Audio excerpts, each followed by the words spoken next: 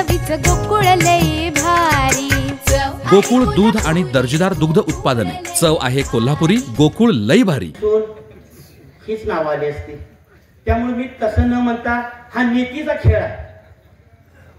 नीतीनं त्यांना हे करायला निवडणूक लावायला भाग पाडलं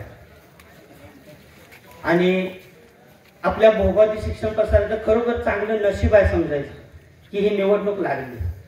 28 वर्ष हे असंच दिवस काढत आले होते, पण ह्यांना निवडणूक घेऊ वाटत नव्हती। गोचिडासारखं दसून बसली होती शिक्षण प्रसारक मंडळाला।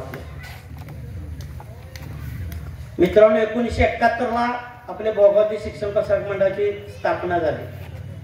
त्यावेळी आपल्याकडे 5,500 विद्यार्थी होते मधल्या 15 वर्षापूर्वी। आज 2400 विद्यार्थी आहेत। आज आपल्याकडं ह्या 2400 मध्ये फक्त मुलींची संख्या 1200 वर आल्या आणि मुलांची संख्या 1400 वर आली।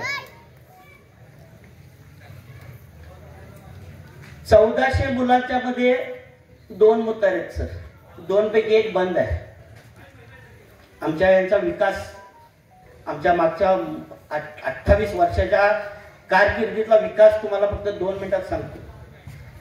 मुलांच्या 1400 मुलांच्यासाठी 2 मुतार आहेत, त्यातली 1 बंद आहे आणि एका मुतारीत 5 युनिट आहेत।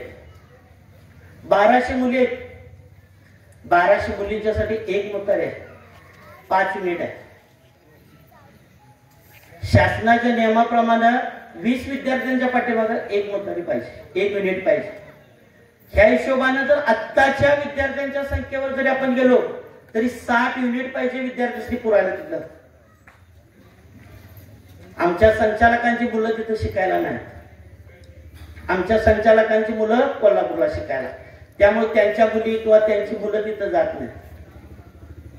दादासाहेब पाटील कौलवकरांनी ज्यावेळेला आपल्या भागातली ती शिक्षण संस्था चालू केली ती कशासाठी केली तर आपल्या सभासदांच्या गोरगरीब पोरासनी तिथं चांगलं शिक्षण घेता यावं।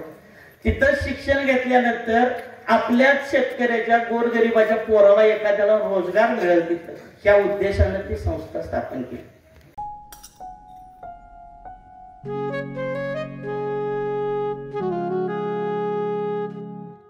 बाबा, आज येताना बासुंदी घेऊन या ना।